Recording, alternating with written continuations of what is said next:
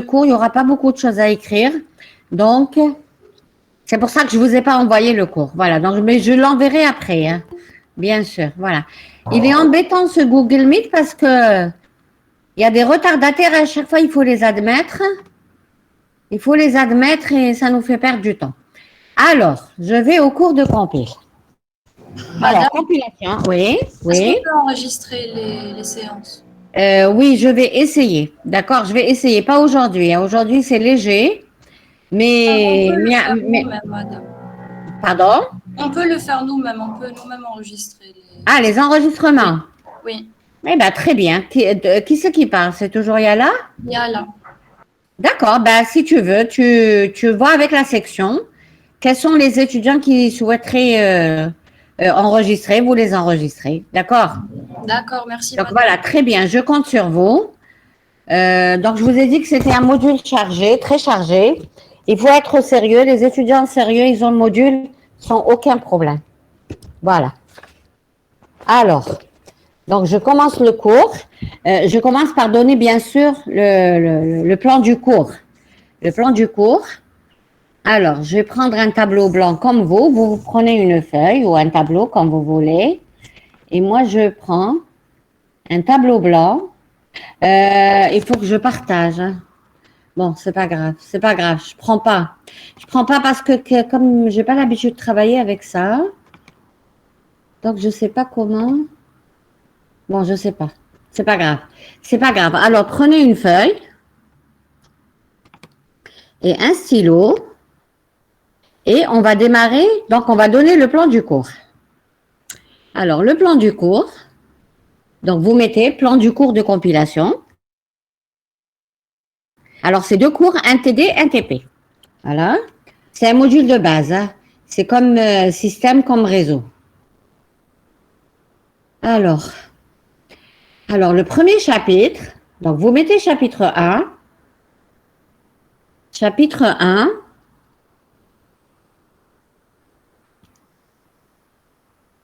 Analyse, introduction. Introduction à la compilation. Introduction à la compilation. Chapitre 1.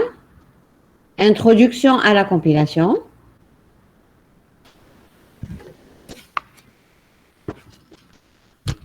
Chapitre 2. Ça va, vous suivez? Vous Oui, suivez? madame. Très bien. Très bien.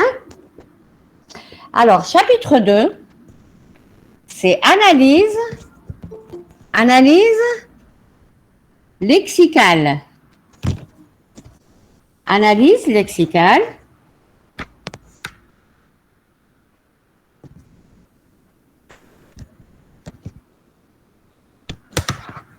Chapitre 3. Chapitre 3. Analyse syntaxique. Analyse syntaxique. Alors, en fait, je fais un cours en forte interaction avec les étudiants. C'est-à-dire, vous m'arrêtez si vous ne comprenez pas. Moi, je peux m'arrêter pour vous poser des questions. Et c'est-à-dire, je ne fais pas le cours et il n'y a pas de communication avec les étudiants. Je communique fortement avec les étudiants. Donc, vous m'arrêtez s'il y a quelque chose qui vous gêne, hein. Il n'y a pas de questions bêtes. Alors, analyse syntaxique, chapitre 3. Chapitre 4. Chapitre 4. Chapitre 4. Forme. Forme intermédiaire. Forme intermédiaire.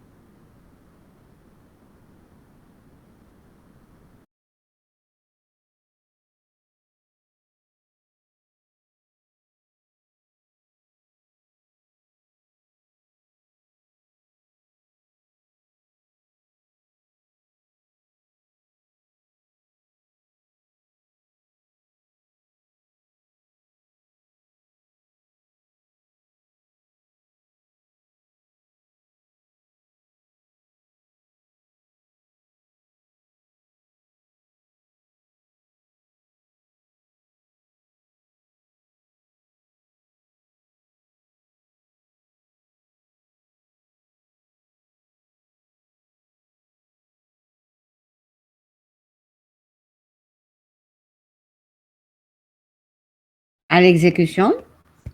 Organisation des données à l'exécution. Chapitre 8.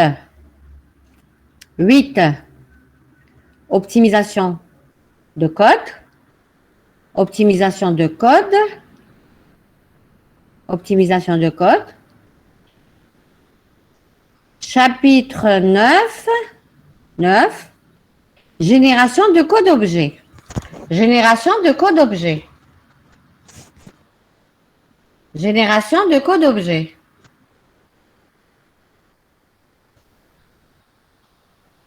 Génération de code objet.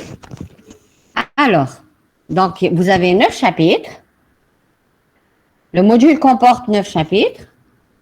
Donc le premier, c'est l'introduction. Le deuxième, c'est l'analyse lexicale. Le troisième, c'est l'analyse syntaxique. Le quatrième, c'est les formes intermédiaires. Le cinquième, c'est l'analyse sémantique. Le sixième, c'est l'allocation-substitution. Le septième, c'est l'organisation des données à l'exécution. Le huitième, c'est l'optimisation de code. Et le neuvième, c'est la génération de code objet. Alors, nous sommes concernés dans le module parce qu'en fait, il y a compile 1 et compile 2. Alors, dans licence, la formation licence, elle a besoin de compile 1. Donc, on est concerné par compile 1. Alors, compile 1, il comporte chapitre 1, introduction, chapitre 2, chapitre 3, chapitre 4. Donc, en compile 1, vous partez de l'introduction jusqu'à l'analyse sémantique. Ça, c'est compile 1. Donc, vous mettez une accolade ou quelque chose comme ça pour que vous vous rappeliez. La suite, c'est-à-dire une partie de l'analyse sémantique parce qu'elle appartient aux deux et tout ce qui vient avec, donc l'allocation substitution, l'organisation des données, etc. Tout ça, c'est compile 2, c'est compile master. Compile master. Mais nous, dans notre introduction, on va parler de toute la compilation, c'est-à-dire compile 1 plus compile 2, en introduction. Hein. Mais après, on va se consacrer qu'au chapitre, bien sûr, de la licence, de notre licence, la licence informatique, qui était appelée avant licence académique. Je suis l'initiatrice de la licence. Hein. J'étais responsable de la licence et j'étais responsable du département il y a quelques années. D'accord? C'est Madame Boukala. Voilà. Donc, j'étais l'initiatrice de la licence. Donc, avec un ensemble d'enseignants, nous avons confectionné le programme de la licence et nous essayons de l'améliorer à chaque fois, chaque année. Voilà. Alors, je démarre le cours. Qu'est-ce que c'est compile? Compilation. Vous avez une machine. Vous avez un problème. D'accord? Un problème que vous voulez automatiser. Vous avez une application, vous avez quelque chose, un problème, et vous voulez automatiser la solution. Trouver la solution et l'automatiser, bien sûr. Alors, qu'est-ce qu'on fait? On conçoit un algorithme. Cet algorithme ne peut pas passer directement dans la machine. Il faudrait programmer. C'est-à-dire, il faut le mettre dans un langage qui est compréhensible par la machine. Donc, c'est un programme. Ce programme n'est pas directement aussi compréhensible par la machine. Je prends un autre exemple, vous êtes deux étudiants. Un étudiant parle le langage X, un autre étudiant parle le langage Y. C'est-à-dire X et Y sont différents, deux langages différents. Si les deux étudiants parlent deux langages différents, il faudrait une troisième personne qui traduise ce que dit l'étudiant dans le langage X ou alors ce que dit l'étudiant dans le langage Y. Donc, c'est pareil. Pour nous, c'est de la compilation. Hein. Même ce que vous dites dans la vie courante, c'est de la compilation. Donc, si vous écrivez un programme dans un langage X, vous le donnez à la machine ne comprendra pas votre programme, ne comprendra pas ce que vous écrivez, même si elle est très bonne, hein, même si c'est machine dernière génération. Mais il faudrait ce qu'on appelle un compilateur. Un compilateur est un petit peu un traducteur. C'est-à-dire, vous donnez quelque chose écrit dans un langage X, un programme écrit dans un langage X, et le compilateur essaie de traduire ce que vous écrivez et vous rend les réponses. Il vous dira que ce que vous avez écrit est correct, ou alors il vous dira que ce que vous avez écrit est incorrect. Vous êtes dans un autre module, indépendamment de compile, vous étiez en L2, vous avez programmé, je prends le module algorithmique, vous avez fait votre TP, vous l'avez fait dans le langage, par exemple, C++, hein, vous avez programmé en C++. Si vous transmettez, vous donnez le programme à la machine, si vous n'avez pas le compilateur C++, vous ne pourrez rien faire. Donc, qu'est-ce que vous dites, les étudiants ou les enseignants, qu'est-ce qu'on dit? On dit qu'on installe d'abord le compilateur. On installe le compilateur, c'est lui qui permettra de vérifier si les programmes qu'on écrit sont corrects ou pas. Maintenant, quand je transmets le programme à la machine doit être capable de décortiquer le programme. Elle le décortique, elle me dit, ah tiens, il y a une erreur à cette ligne. Quand vous compilez, ça vous arrive souvent de dire, ah, j'ai des erreurs de compilation, je ne peux pas exécuter. Ou alors, ah, mon programme se compile bien, donc c'est bon, je vais exécuter. C'est ça ou pas? C'est ça ou pas? Oui ou non? C'est ça. Voilà. Ok, donc c'est le but de notre cours, c'est de s'intéresser un petit peu à comment travaille le compilateur. Comment travaille le compilateur? Donc, quand il y a une erreur, en général, il vous met point d'exclamation sous l'instruction, c'est ça? C'est ça? Point d'exclamation sous l'instruction, c'est ça? Oui ou non? Voilà. Un point d'exclamation sous l'instruction, et il vous dit, tiens, il y a une erreur. Donc, qu'est-ce que vous faites? Vous dites que on va d'abord corriger les erreurs de compilation avant l'exécution.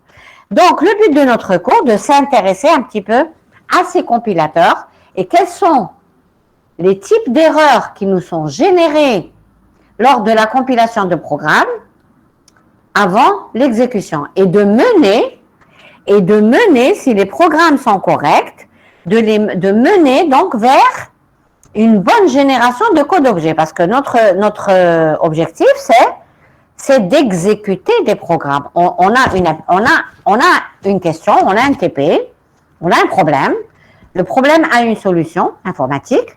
Donc, nous, on a une idée informatique, mais il faut la programmer, cette idée. Il faut d'abord faire l'algorithme, ensuite la programmer. Quand on la programme, il faut exécuter, il faut avoir des résultats pour ce problème. Donc, notre but, c'est d'avoir un bon programme, une bonne génération de code pour pouvoir passer à l'étape exécution. Donc, voilà le but de notre module, c'est de parler de chaque étape de la compilation avant la génération de code objet. Est-ce que c'est bon? Ça va? Ça va? Oui, madame. Ok, parfait. Alors, au début de l'informatique, comment ça se passait? Les programmes étaient écrits en langage machine, hein, tout au début. Qu'est-ce que c'est un langage machine? Un langage machine est une suite de chiffres de 0 et de 1. Donc, vous écrivez un programme. Au lieu d'écrire des déclarations, ensuite un bloc déclaration, un bloc instruction et AND, qu'est-ce que vous faites? C'est une suite de 0 et 1. Je veux écrire repeat, while A supérieur à B, d'où un ensemble d'instructions, on écrit tout est sous forme de 0 et de 1. Voilà, comme en archi. C'est ça. Donc, une suite de 0 et de 1. C'est vrai que c'est facile, mais le problème, c'est que cette méthode n'était pas pratique. C'est pas très bon. Une suite de 0 et 1, imaginez que votre programme est erroné. Vous avez mal programmé les 0 et les 1. Comment allons-nous retrouver les erreurs? Quand vous écrivez un programme en C++, vous maîtrisez bien les instructions de C++. Donc, quand il y a une erreur, on la détecte assez facilement. Par contre, quand vous écrivez une suite de 0 et 1, allez-y retrouver quand il y a une erreur de compilation. D'accord? C'est difficile. Donc, la mise au point et l'écriture des programmes étaient assez complexes. Qu'est-ce qu'ils ont fait les premiers informaticiens? Ils sont passés à autre chose. Ils se sont mis à écrire en assembleur, en langage assembleur. Donc, comme vous faisiez en architecture exactement. Donc, en assembleur, on est proche, c'est bon, donc il faut connaître le jeu d'instructions. J'ai envie d'écrire X égale A plus B. Vous me suivez, c'est bon? Hein? Attendez, alors, je vais voir si je peux. Bon, pas grave. Alors, donc, vous écrivez X égale A plus B. Vous mettez load A, vous chargez A. Vous mettez add B. Et A plus B est mis dans X. Donc, X égale A plus B. Ça aussi, c'était bien. C'était très simple. C'est plus facile. C'est plus facile de programmer en assembleur, de traduire vos algorithmes en assembleur, que de les traduire dans un autre langage. Les langages que vous connaissez, par exemple en Java ou en C++ ou quand vous voulez. Mais le problème, c'est que, alors, quel est le problème suscité par ce type de programmation, c'est-à-dire écrire en assembleur? C'est quoi le problème quand on écrit en assembleur? C'est quoi le problème quand on écrit en assembleur? Hein? Qui c'est qui peut répondre à cette question? Comparer par rapport au langage dans lesquels vous programmez. Comparer par rapport au langage que vous utilisez pour programmer. Alors, qui c'est qui peut répondre? Qui c'est qui a une petite idée? Hein? Quelqu'un peut répondre? Quelqu'un peut me dire? Oui, c'est plus facile, mais quel est l'inconvénient? Quel est l'inconvénient?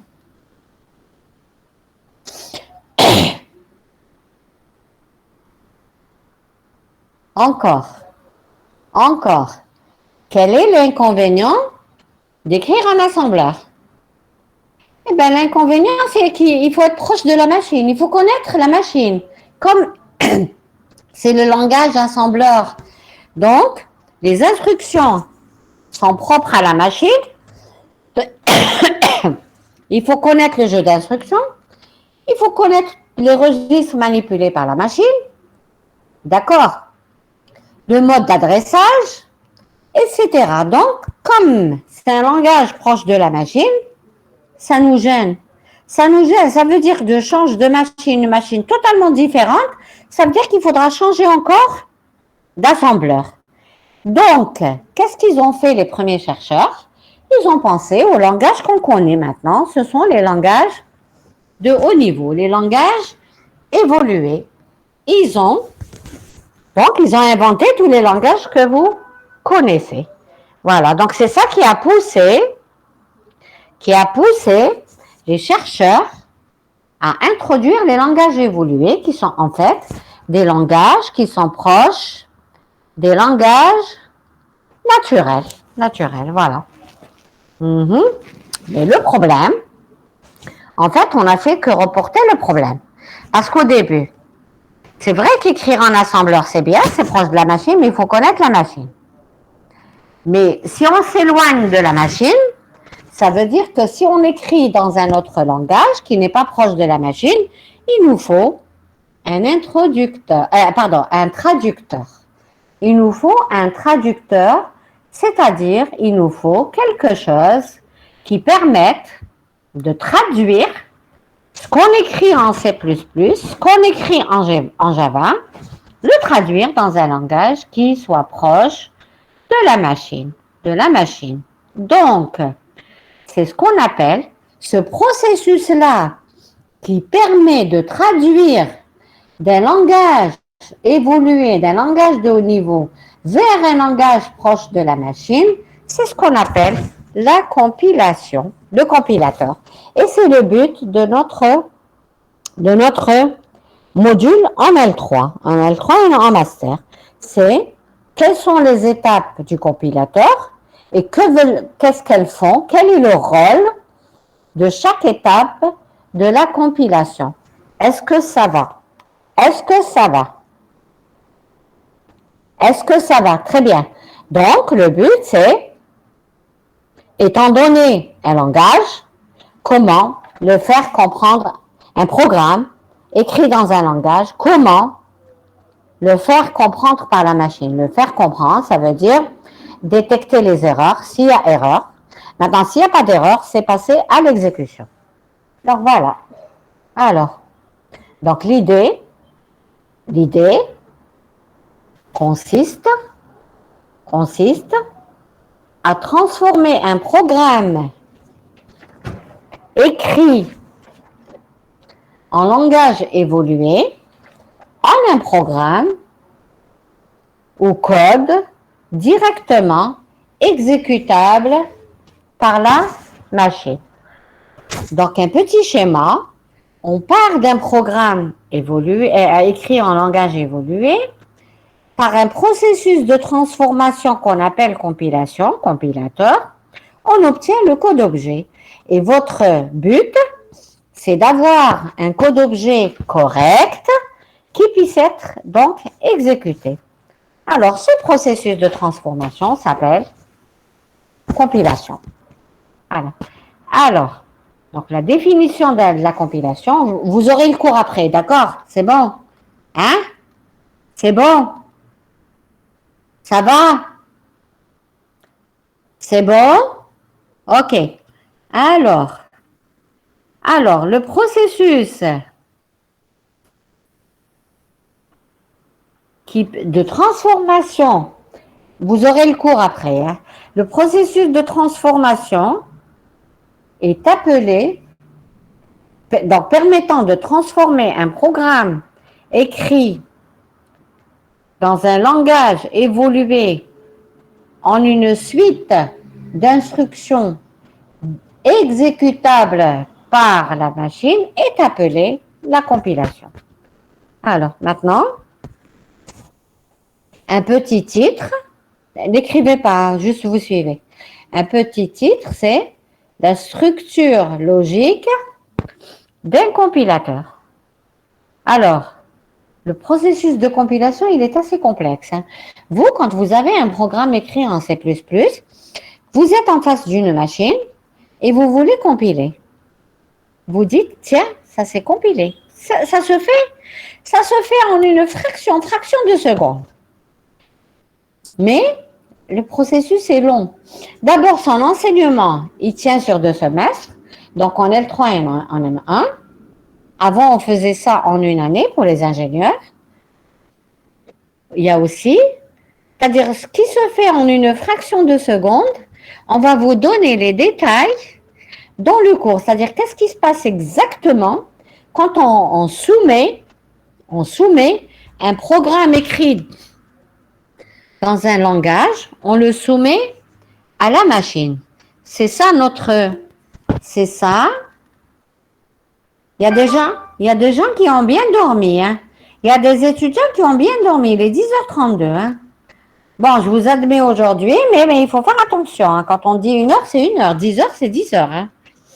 Alors, donc, notre but, c'est de décortiquer, c'est de donner les détails, des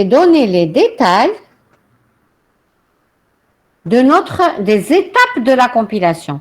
On va détailler au cours de notre semestre les différentes étapes par lesquelles passe notre programme avant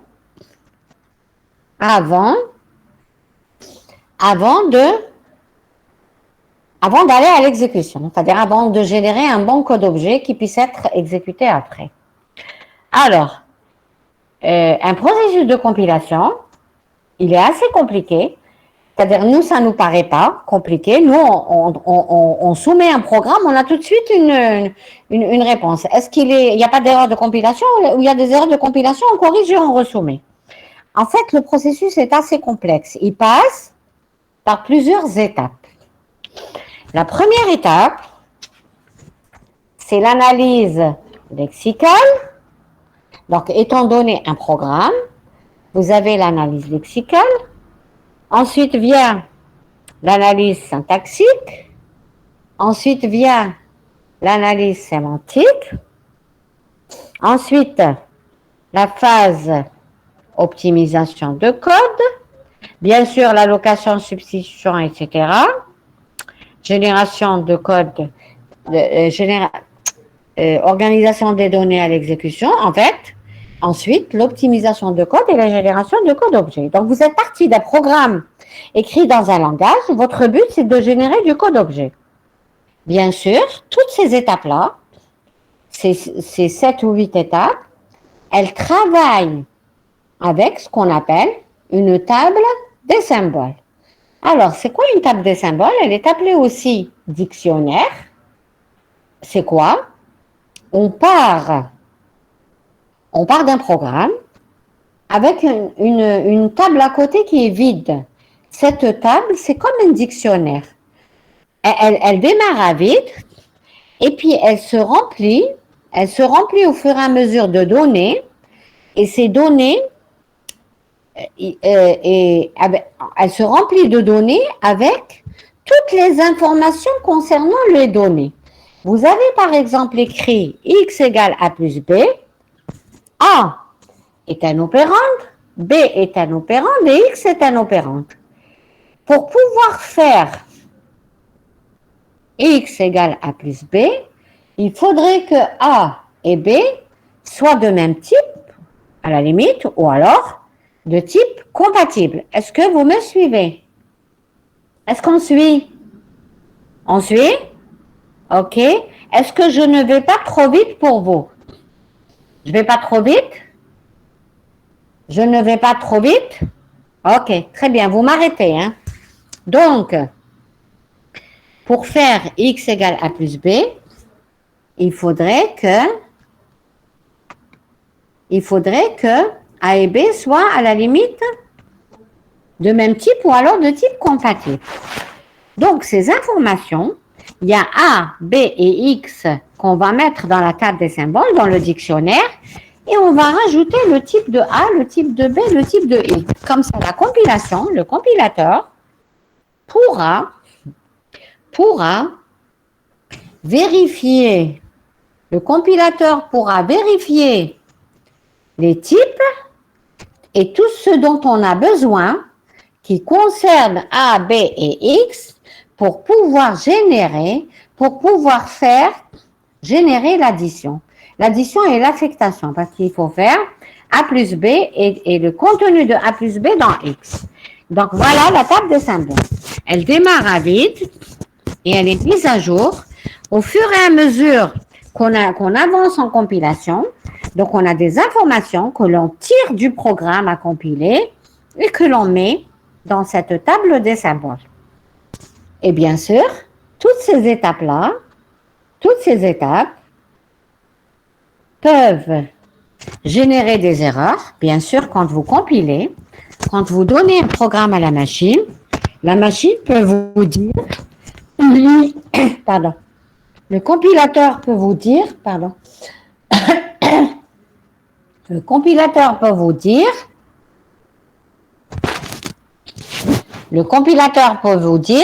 qu'il y a des erreurs lexicales, qu'il y a des erreurs syntaxiques, il y a différentes erreurs. Hein. Il y a plusieurs types d'erreurs. Donc, à chaque phase de la compilation, vous avez un retour. Si le programme est correct, c'est très bien. Il va vous donner directement le programme correct et vous allez générer le code objet pour exécution. Maintenant, si le programme n'est pas correct, il va vous dire il y a des erreurs de compilation.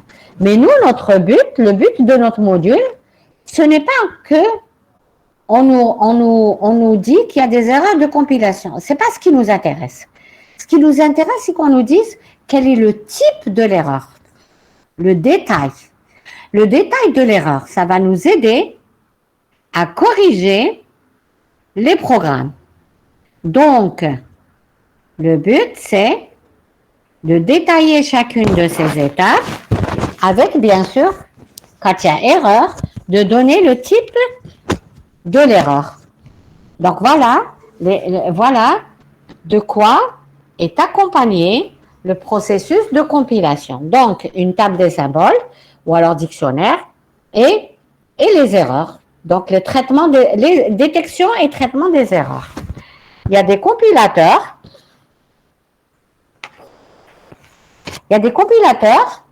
Quels sont, quand vous compilez, donnez-moi exactement, à travers vos TP, donnez-moi exactement qu'est-ce qu'on vous rend comme réponse quand vous compilez. Donnez-moi vos expériences. Hein.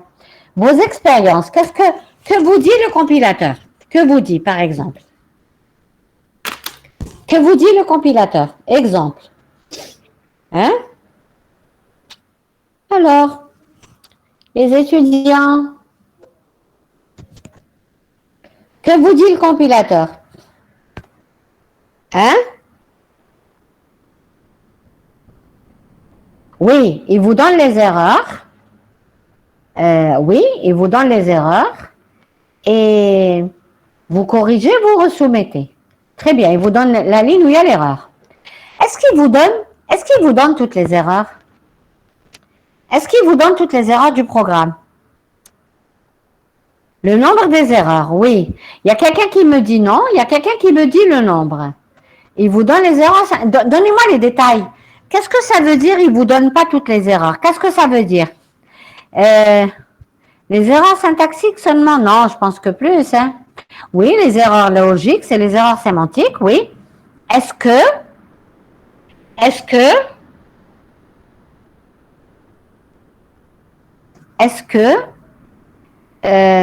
donne toutes les erreurs jusqu'au bout? Est-ce qu'il vous donne toutes les erreurs jusqu'au bout? Les erreurs de tout le programme. Donnez-moi vos expériences. Hein. C'est pas pour vous coller. Hein. Non, vous me dites pas oui ou non. Non, c'est pas ce que je veux. Détaillez-moi. Qu'est-ce qui vous, comment ça se passe? Est-ce qu'il vous donne toutes les erreurs? Maintenant, il donne pas toutes les erreurs. Qu'est-ce qu'il vous donne alors? Qu'est-ce qu'il vous donne? Non, only first ones. Yes, oui. Only first ones, yes. Ou alors, donc il y a une étudiante qui me dit uniquement les premières erreurs. Encore. Est-ce que vous connaissez, vous êtes tombé sur des compilateurs qui vous donnent? Très bien. Dans la première erreur, oui, Mesrag. Il peut vous dire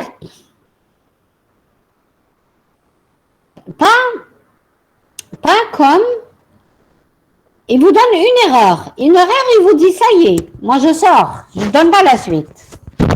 Dans notre cas, on va s'intéresser au compilateur qui donne toutes les erreurs jusqu'au bout. Toutes toutes les erreurs jusqu'au bout. Donc, c'est ça le but de notre module. D'accord? Donc, on va passer au paragraphe qui s'appelle les différentes phases d'un compilateur. En fait, c'est les différentes phases qu'on a données, les 7 ou 8, on va les détailler. On va les introduire plutôt. On va donner une petite introduction dans le chapitre 1 qui s'appelle Introduction justement. Alors, petit a,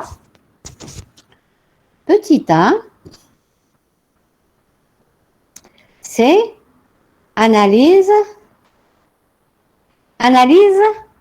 lexicale. L'analyse lexicale. Alors, qu'est-ce que c'est l'analyse lexicale? On l'appelle aussi le scanner. Hein? Comment je partage dans ce Google Meet? J'aimerais écrire quelque chose et les partager avec vous. Comment je partage? Je ne vois pas. D'habitude, je travaille avec Webex. Hein? En bas, à côté du micro, il y a une caméra, tout ça. Ensuite, il y a un rectangle avec une flèche. Un rectangle avec une flèche, oui, mais il ne me dit pas que c'est... Il me dit Present Now. C'est ça, Present Now? Oui, présenter, c'est partager l'écran. D'accord. Ok, parce que j'avais parcouru tout ça. Hein. Ok, je vais partager avec vous. Hein. Ok. Alors, voilà.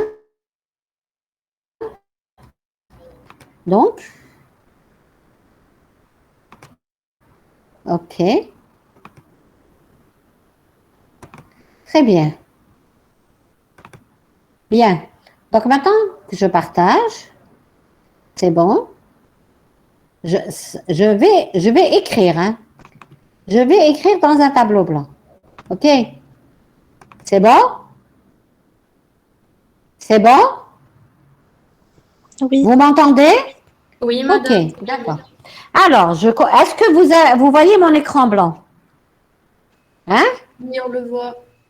Très bien. Alors, analyse lexicale ou alors scanner. Lexical ou scanner. Ça s'appelle le scanner. Pourquoi c'est un scanner? Ça scanne. Ça va nous scanner. Ça va scanner votre programme. Vous avez écrit un programme en C++. Il va scanner tout le programme. C'est-à-dire, ce que vous aviez l'habitude de voir en une fraction de seconde qui dit compilation, nous, on va détailler. Donc, on commence par la première. OK? Alors, par la première. Alors, je pars d'un code source. Ma donnée, c'est le code source, c'est votre code. Code source. OK? Code source.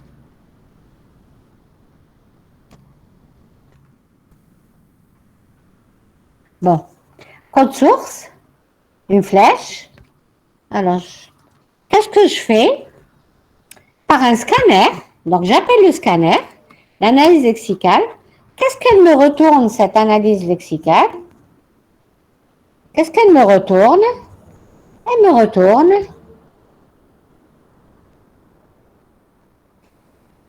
alors, elle me retourne ce qu'on appelle des entités lexicales. C'est l'étape la plus basique. Vous voyez ce que j'écris? Vous voyez? Oui. Très bien. Donc, moi, je pars d'un code source. Vous voyez mon pointeur? Là, je suis en train de montrer quelque chose. C'est bon? Oui.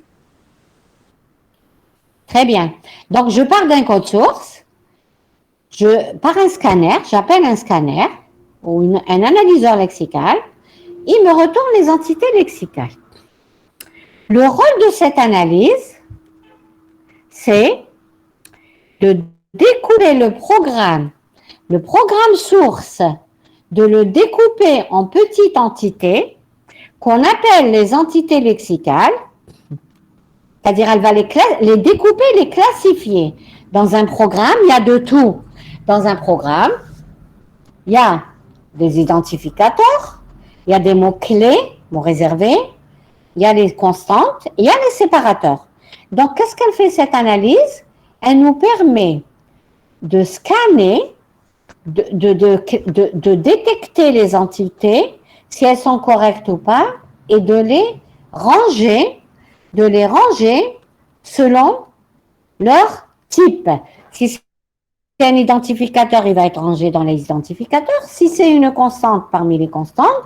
Si c'est un caractère spécial, par exemple,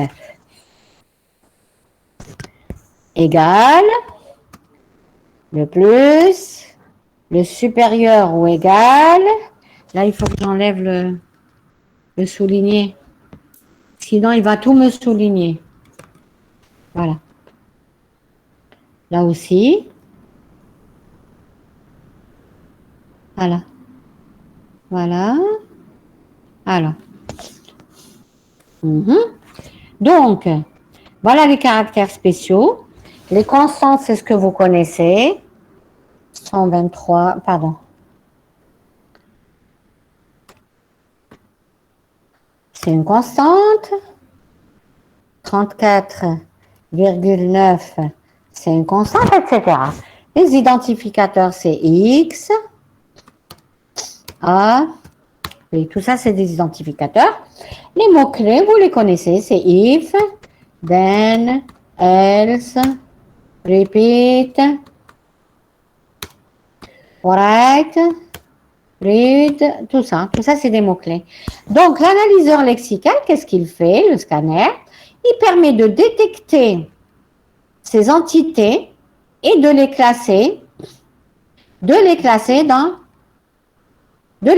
selon leur type. Alors, je reviens un petit peu en pratique. Vous écrivez, par exemple, un petit peu de compilation en pratique. Vous êtes en train de vérifier, vous avez un téléphone portable sur vous, et vous êtes en train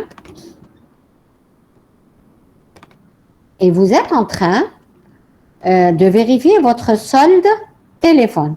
Qu'est-ce que vous faites pour vérifier votre solde téléphone? Qu'est-ce que vous faites?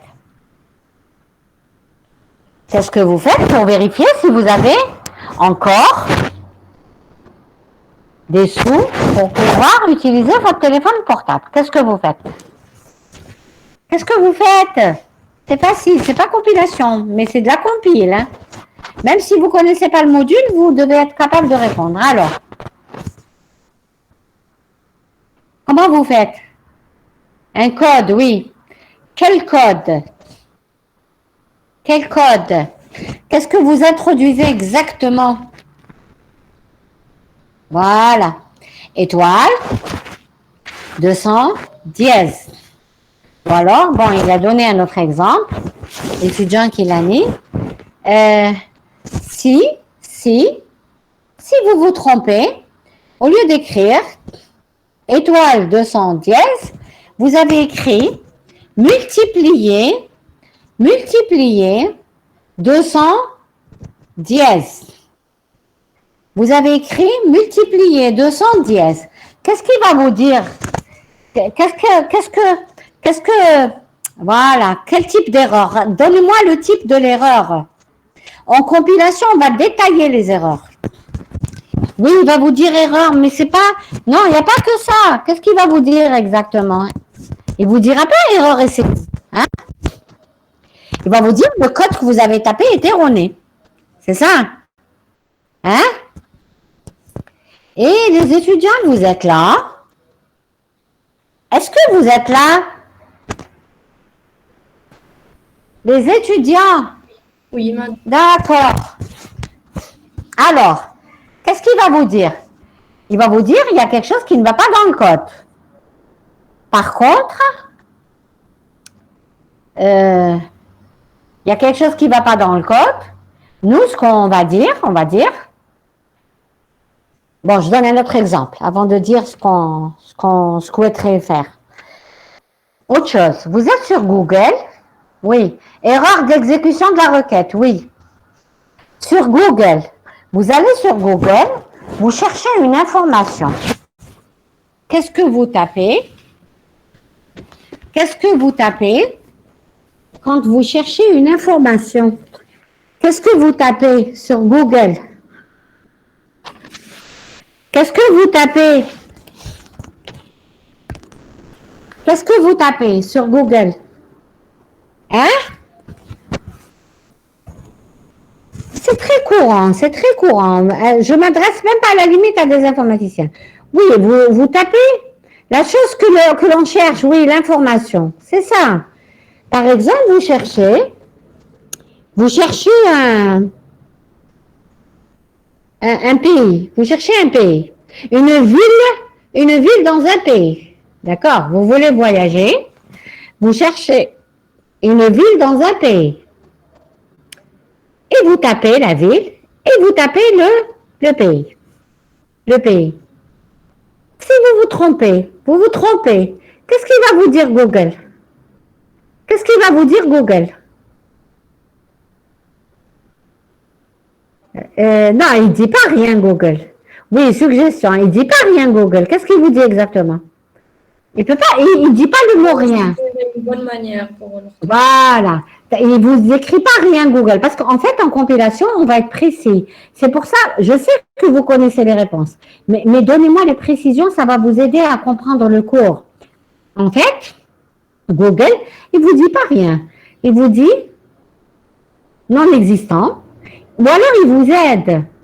Il vous donne une série de réponses. Il vous dit, ça pourrait être ça ou ça ou ça. D'accord? Donc, il vous aide. Et bien ça fait partie aussi de la compilation. D'accord? Tout ce qu'il y a derrière, c'est une traduction de vos requêtes. Traduction de vos requêtes. Ça va? Ça va? Alors, vous êtes là? Oui, d'accord. Ça va? Ça vous intéresse? C'est bon? Oui, madame. Très bien. Voilà, très bien. Donc voilà, donc c'est un petit peu à ça qu'on va s'intéresser au cours de notre module. Mais nous, on va faire la partie formelle, la partie algorithmique de la compilation. C'est-à-dire comment, quand on écrit un programme dans un langage, on le soumet à la machine. Qu'est-ce qu'elle fait, la machine, pour nous dire que notre programme est correct ou pas, ou alors l'entité est correcte ou pas. On commence bien sûr par l'entité, par l'analyse lexicale. Alors, par l'analyse lexicale, voilà, je reviens à mon tableau. Je prends un autre exemple. D'accord?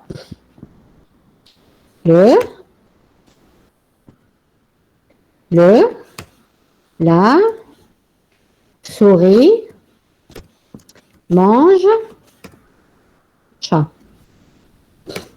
J'ai écrit une phrase en français. Hein. J'ai écrit la souris mange chat. Une série de mots collés. Et je donne, c'est ça mon petit programme. Hein. Mon petit programme, je le donne à la machine. La machine, elle comporte un compilateur français, parce que c'est du langage français, et on doit me dire, est-ce que l'analyse lexicale est correcte, me retourne quelque chose de correct pour ça. Alors, l'analyse lexicale, qu'est-ce qu'elle fait?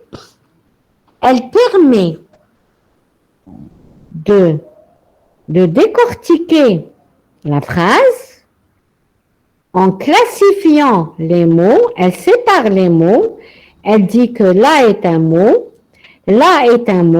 souris est un mot, mange est un mot, chat est un mot. Maintenant, est-ce que ces mots sont corrects? Est-ce que ces mots sont corrects? Ben ça, c'est l'analyse lexicale aussi qui le fait. Comment elle le fait? À travers ce qu'on appelle une grammaire ou alors un automate. C'est ce que vous connaissez. En fait, compile est un regroupement d'un ensemble de modules. Compile, d'abord, c'est algorithmique. Donc, algorithmique, plus logique mathématique, plus architecture, plus système. D'accord? Donc, ces 4 modules, vous allez les retrouver en compile. Donc, pour vérifier si ça est correct, je dois connaître la langue française, c'est-à-dire le compilateur français. Le compilateur français, c'est lui qui s'intéresse à la compilation de quelque chose écrit en français. Le compilateur en arabe ne pourra pas vous dire si ça est correct. Il faut appeler le compilateur arabe. Donc, on appelle le compilateur français. Qu'est-ce qu'il fait? La langue française, qu'est-ce qu'elle dit? Elle dit qu'il y a des articles, il y a des objets, il y a des verbes, donc il y a des noms, il y a des articles, il y a des verbes. Est-ce que le est un article? Oui, le est un article. Imaginez que je me sois trompée. Bon, le est un article, là est un article, c'est bon, sur est un article, mange est un article, le chat est un article. Même si le tout ne veut rien dire, hein. J'ai fait exprès. Donc, c'est l'analyse lexicale. Ne tombez pas dans le piège. L'analyse lexicale, elle me permet de vérifier que si les mots qu'on a écrits sont corrects, pas la suite, hein. La suite des mots n'est pas correcte. Mais le est correct, là est correct, souris correct, mange correct, chat correct. Imaginez que je me sois trompée et que je mette là, au lieu de là, j'ai écrit, bon, je n'ai pas de compilateur, je n'ai pas de clavier arabe, hein. Arabe, je ne l'ai pas, c'est pas grave. J'écris ici, par exemple, en arabe, hein, elif. Au lieu de là, de A, j'écris à côté du L, à côté de ce L, j'ai mis elif. Bon, j'ai pas de clavier arabe, hein. Et bon, j'ai pas envie d'aller vers les caractères. Attendez.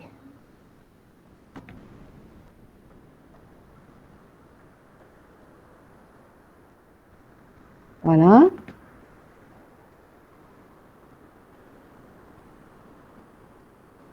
Bon, c'est pas grave.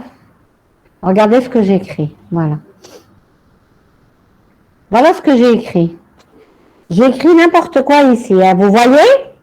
Vous voyez le caractère n'importe quoi? Est-ce que vous êtes avec moi? Oui, madame. Oui, oui. D'accord. Est-ce que vous voyez le caractère? C'est important. Oui. Vous voyez le petit caractère? Voilà. Donc, je me suis trompée. J'ai écrit un caractère qui n'est pas de la langue française, hein. Il n'appartient pas à la langue française.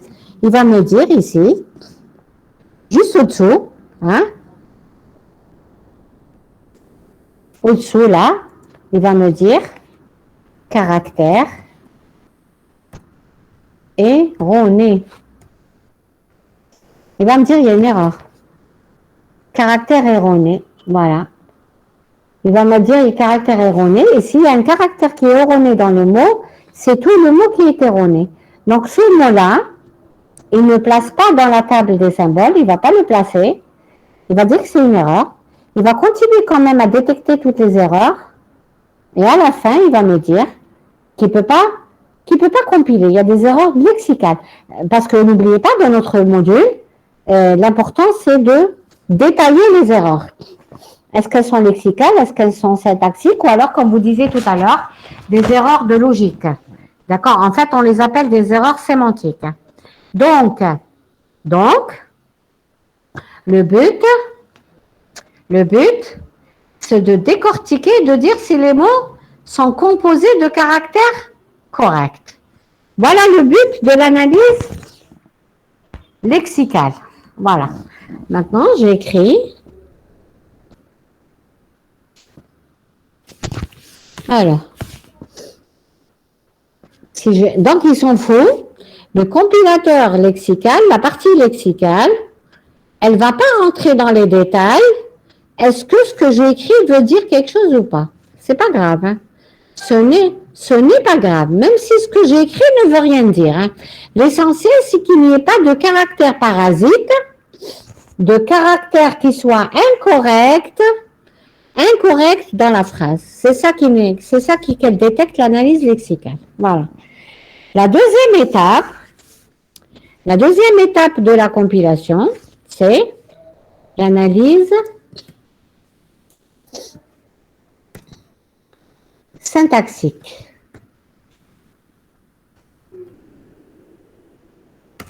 C'est l'analyse syntaxique. Alors, qu'est-ce qu'elle fait cette phase? Cette phase, elle va, une fois que vous avez remarqué, une fois que vous êtes passé par la première phase, vous avez dit que ce qu'on écrit est correct, c'est-à-dire que ça ne comporte pas des caractères qui n'appartiennent pas au langage français. Hein. Au langage français, par exemple, j'écris ça. J'écris le. Voilà.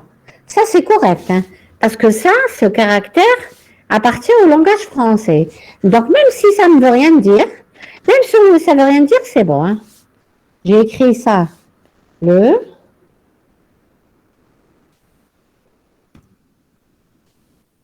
Voilà, c'est bon. Hein. Ça existe. Donc, c'est pas grave. L'essentiel, c'est de ne pas sortir du langage français.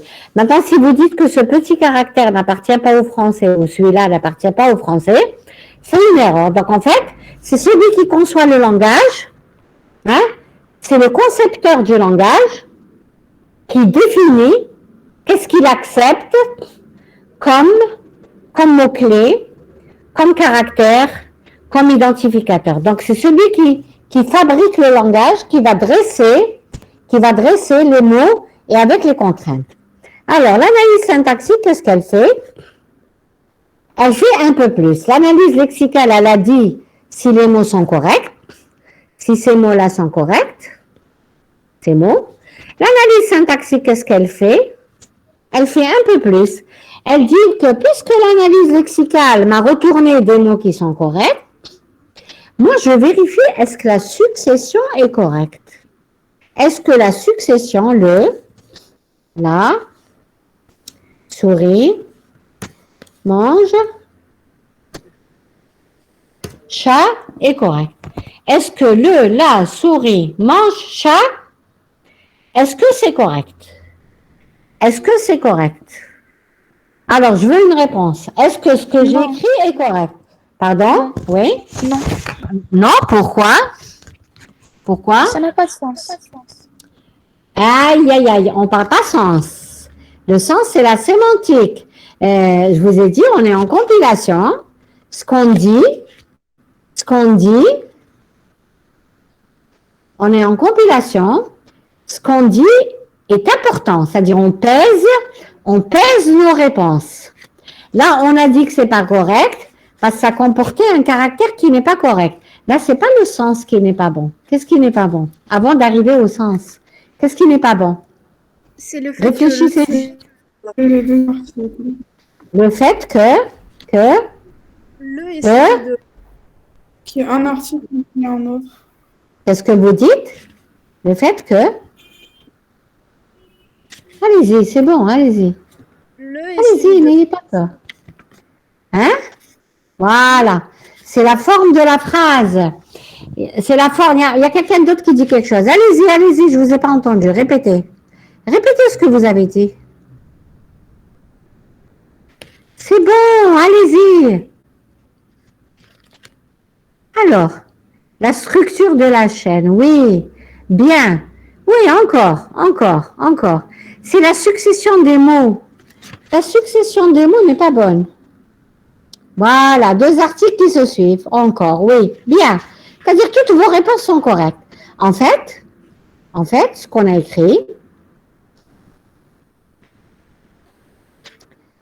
écrit, la succession des mots n'est pas bonne. Donc ça, c'est l'analyse syntaxique qui le montre, qui va nous prouver que ce qu'on a écrit n'est pas correct. Et comment? en appliquant des méthodes aussi. Hein. Donc, le but du module, c'est de donner les méthodes qui nous permettent de vérifier que ça est correct ou pas et que ça est correct ou pas. OK?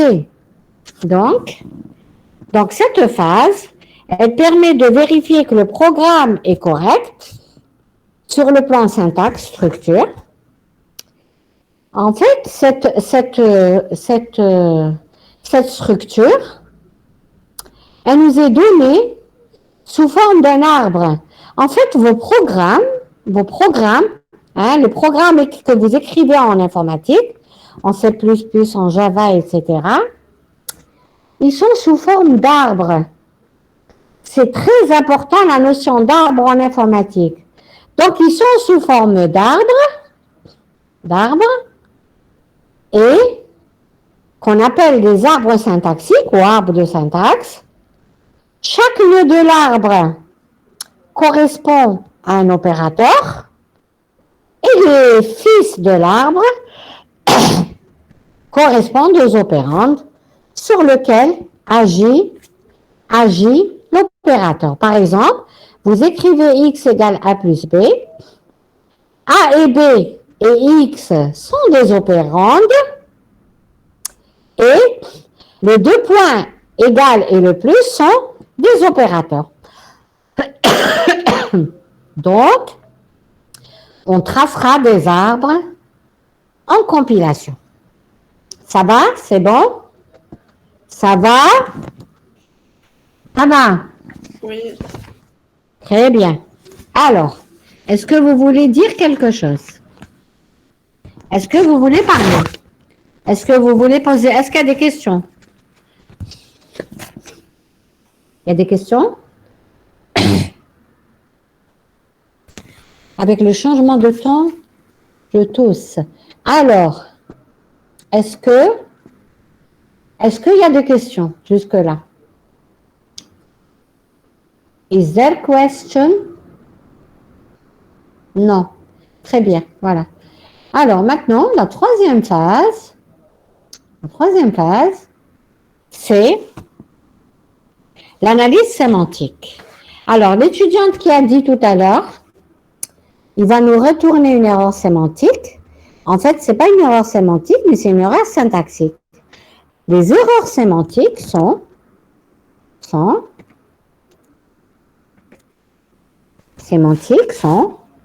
donc là, c'est pas correct, mais si je mets ça, là,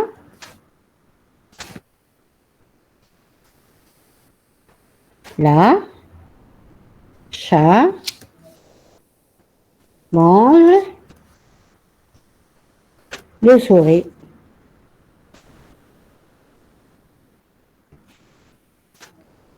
C'est là, la chat mange le souris. C'est vrai qu'il y a les articles, il y a les noms, le sujet, il y a le verbe, il y a le complément, mais c'est pas la chat, c'est le chat. D'accord?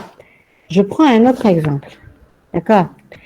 If A plus grand que B, then else X